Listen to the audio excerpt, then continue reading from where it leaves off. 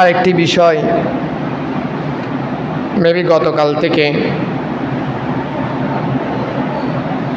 বেহায়াপনা আর চরম শীর্ষে যেই প্রতিযোগিতা চলছে তার ধারাবাহিকতায় বিশ্বকাপ ফুটবল কোনো অংশে কম নয়। আমরা বেশিরভাগ মানুষ ক্রীড়া প্রেমিক, আমরা ফুটবল খেলা দেখার জন্যে, উপভোগ করার জন্যে অনেকে সব সময় উৎসুক থাকি কখন ফুটবল খেলা আসবে।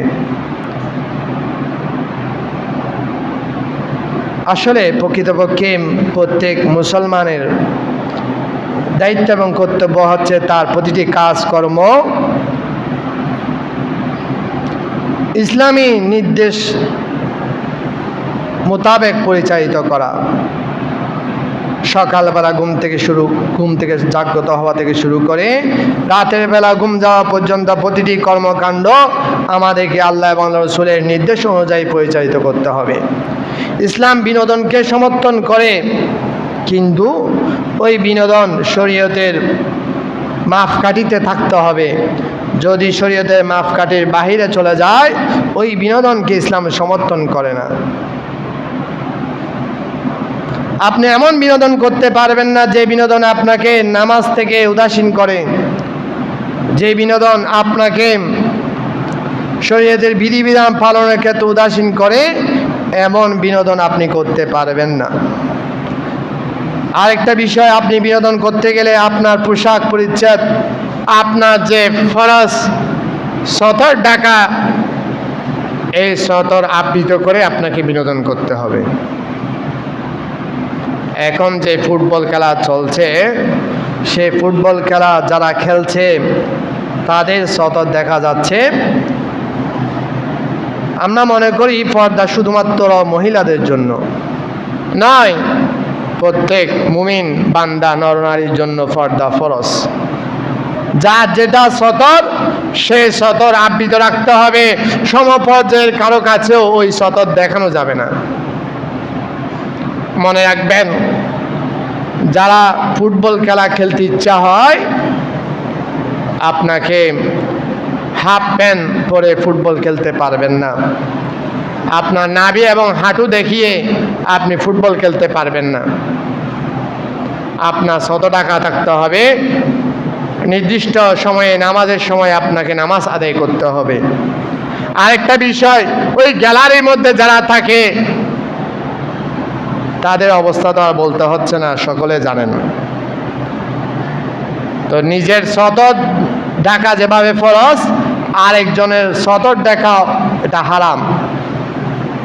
তো যারা ফুটবল খেলছে, খেলোয়াড়, তাদের সতর তারা খুলে রেখেছে। তারা যেহেতু অনেকেও মুসলিম, আর মুসলমান যারা রয়েছে তারা সেদিকে দৃষ্টি দিচ্ছে না।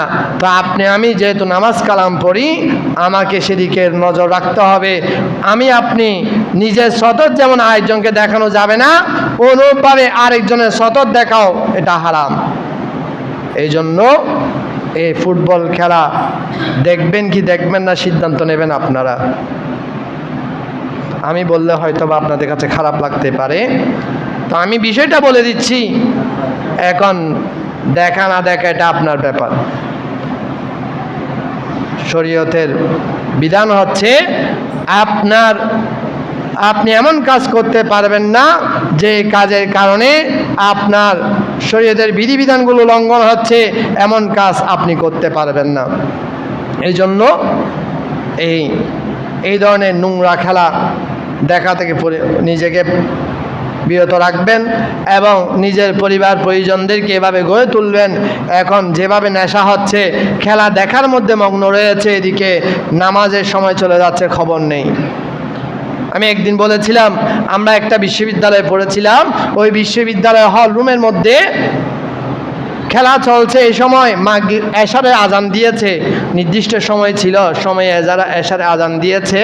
ওই জন্য ওই হলের দায়িত্ববান তথাকথিত ইসলামী দলের দায়িত্ববান একজন ছিল। ওই দায়িত্ববান তাকে কঠিন শাস্তি দিয়েছিল, খেলার সময় তুমি আজান দিচ্ছ কেন?